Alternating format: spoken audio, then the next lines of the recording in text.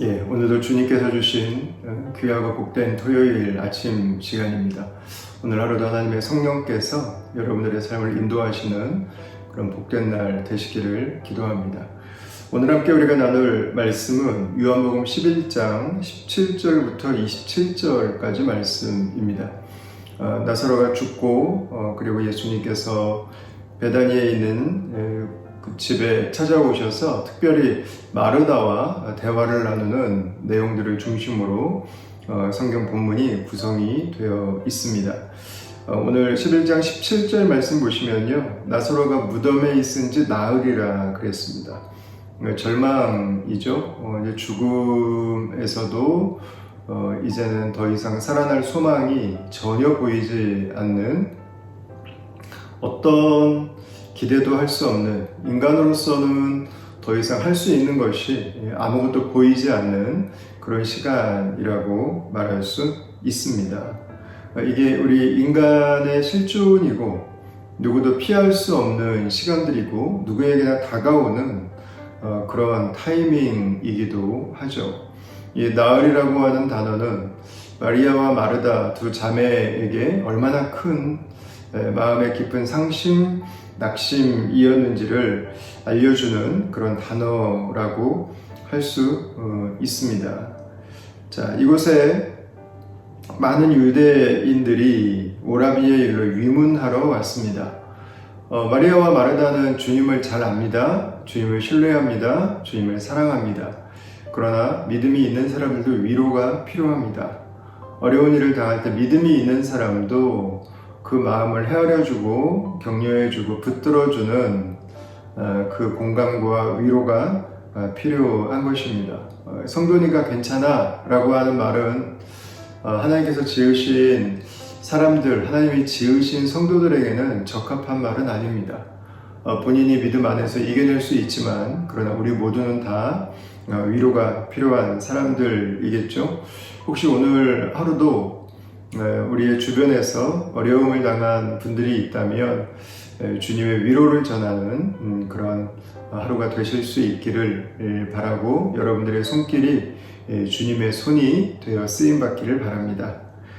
자, 예수님께서 오신다는 이야기를 듣고 마르다가 나갑니다. 그래서 마르다가 예수님께 말합니다. 예수님께서 여기 계셨다면 내 오라비가 죽지 않으셨을 겁니다. 그녀가 가지고 있는 기대죠. 예수님에 대한 살짝 원망도 이 안에 담겨 있습니다. 그러나 주님의 계획과 마르다의 계획은 달랐죠. 주님께서 생각하시는 것과 마르다의 생각은 달랐습니다. 주님은 이때까지 기다리는 것이 바로 주님의 뜻이었습니다. 우리에게는 고통의 시간이지만 주님에게는 더 좋은 계획이 있으셨고, 주님은 우리의 절망을 이기시는 그 놀라운 역사를 보여주셨죠. 주실 것입니다. 22절에도 말합니다. 이제라도 주께서 무엇이든지 하나님께 구하는 것을 하나님이 주실 줄을 아나이다. 기대죠. 마음에 아주 굉장히 지금 갈급한 기대가 있습니다. 근데 23절에 예수님이 말씀하세요. 내 오라비가 다시 살아나리라. 그랬더니 막상 마르다가 오라비의 상태를 생각했던 것 같아요. 현실로 돌아옵니다. 24절에 보시면 마지막 날 부활 때에는 다시 살아날 줄을 내가 아나이다. 그러니까 앞에는 막 가슴이 뜨거워서 했던 이야기인데 23, 24절에서는 오히려 마르다가 다시 이성으로 현실로 돌아오는 것을 볼 수 있습니다. 예수님이 약속하시는데 오히려 마르다는 한 발 뒤로 물러나죠. 그때 예수님께서 25절을 말씀하세요. 나는 부활이고 생명이다. 나를 믿는 자는 죽어도 살겠고 무릇 살아서 나를 믿는 자는 영원히 죽지 아니하리니 이것을 내가 믿느냐, 이렇게 말씀하셨습니다. 아주 기독교 복음이 가지고 있는 가장 놀라운 메시지죠. 예수님은 죽음에서 다시 살아나는 생명의 능력이시고 생명의 근원 그 자체이십니다. 그래서 예수님을 믿는 사람은 죽어도 살겠다. 여러분, 이 말씀은 무슨 뜻입니까? 나사로가 죽었지만 살 것이라는 것입니다. 죽었어요. 그런데 안 죽어요. 죽었어요. 근데 다시 살아나는 것입니다. 다시 일어날 것입니다. 죽지만 죽지 않아요. 죽음이 끝이 아닙니다. 무릇 살아서 나를 믿는 자는, 나사로가 그랬습니다. 영원히 죽지 아니하리라. 왜냐하면 예수께서 부활의 능력이시오, 예수님께서 생명의 창조자이시고 예수님께서 생명의 근원이시기 때문입니다. 이 말씀은 먼 미래의 이야기가 아니라 이미 죽음을 경험한 고통 가운데 있는 나사로와 그의 가족들에게 벌써 해당되는 내용들이었습니다. 예수님 안에 있다면 죽었지만 살아날 것입니다. 살아서 예수님을 믿는다면 영원히 죽지 않을 것입니다. 죽음은 고통이지만, 절망이지만 예수님을 만난다면 그 죽음이 소망이 되고 생명이 되는 것입니다. 이 세상에 우리가 살아가는 삶은 하루하루가 고난이 고통처럼 느껴질 때가 있고, 이 세상에서의 삶은 우리의 힘으로 풀 수 없는 것들이 있지만, 그러나 예수님 안에 있다면 죽을 일이라도 우리는 살아나게 되고, 그리고 그 가운데서도 하나님께서 우리를 영원히 죽지 않도록 우리를 하나님의 생명으로 인도해 주신다는 것입니다. 특별히 장례를 마치고 고통 가운데 있는 가족들에게 이 말씀의 위로가 되실 수 있기를 바라고요. 죽음의 슬픔, 고통은 우리에게 크지만, 그러나 우리가 하나님 안에 있는 믿음의 성도들에게는 결국 생명이 승리하고 이 부활의 능력이 우리에게 마지막까지 남게 된다고 하는 것. 죽음이 마지막이라고 하면 우리에게 절망이 남겠지만, 죽음이 마지막이 아니라 생명이 마지막이라고 하는 것, 주님의 능력이 마지막이라고 하는 것, 주님의 약속이 마지막이라고 하는 것을 이 말씀을 통해서 붙드시고, 이 말씀이 여러분들에게 위로가 되시기를 주의 이름으로 축원합니다. 자, 27절에 보시면은요, 이르시되 주여 그라하오이다. 주는 그리스도시요 세상에 오시는 하나님의 아들이신 줄 내가 믿나이다. 이렇게 고백합니다.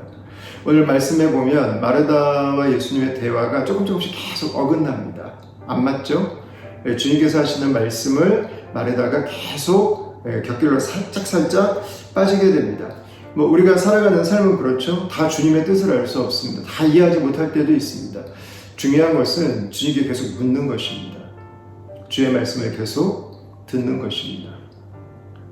그리고 우리의 믿음의 궁극은 주님을 신뢰하는 것입니다. 주님 그분을 오늘도 우리가 살아가는 모든 삶의 자리에서 우리의 삶의 생명의 주인으로 우리의 인생을 창조하셨을 뿐만 아니라 완성하실 분으로 고백하는 것입니다. 내가 믿나이다. 우리의 삶은 주님과 우리의 삶이 계속 엇갈리는 것 같은 그 불안정성을 느낄 수 있습니다. 그러나 우리의 삶이 다시금 주님께로 돌아가도록 하는 것, 우리의 삶이 다시금 주님 안에 있는 승리를 경험하도록 하는 것, 다시 한번 생명의 능력을 맛보도록 하는 것, 다시 한번 우리의 삶의 모든 자리에서 주를 찬양하고 감사하도록 하는 것은 바로 우리의 믿음이라고 하는 것입니다. 이 믿음 가운데서 오늘 하루도 우리에게 주신 이 모든 생명의 역사가, 생명의 능력이 우리 이 말씀을 함께 묵상하는 다음 가족들 가운데 있기를 우리 주의 이름으로 축원합니다. 이 시간에 같이 한번 기도하겠습니다. 하나님, 부활이요 생명의 능력이신 예수님을 믿습니다. 우리의 삶의 절망 속에서도, 우리의 생각과 다른, 우리가 다 알 수 없는 하나님의 크고 놀라우신 계획들 속에서도 주님, 우리가 때로 길을 잃고 때로 우리 생각에 빠질 때도 있습니다. 그러나 우리 주님을 의지합니다. 우리 주님을 신뢰합니다. 우리 주님을 바라봅니다. 이 믿음으로 오늘 하루도 서기하여 주시고, 오늘 하루도 우리의 생명의 능력이 되신, 부활의 소망이 되신 예수 그리스도를 바라보고 주와 함께 살아가는 주의 백성으로 하나님께서 우리를 붙들고 계심을 온전히 고백하는 하루 되게 하여 주시옵소서. 예수의 생명의 능력이 나에게 있습니다. 예수 그리스도의 부활의 그 놀라운 소망이 오늘 나를 살게 하십니다. 이 고백으로 오늘 하루를 믿음의 승리 가운데 나아가는 하나님 복된 은혜를 허락하여 주시옵소서. 예수님 이름으로 기도합니다. 아멘. 예, 오늘도 부활의 소망 대신 예수 그리스도를 함께 바라보고 믿음으로 승리하는 우리 다음 가족들 되시기를 바랍니다. 여러분 축복합니다.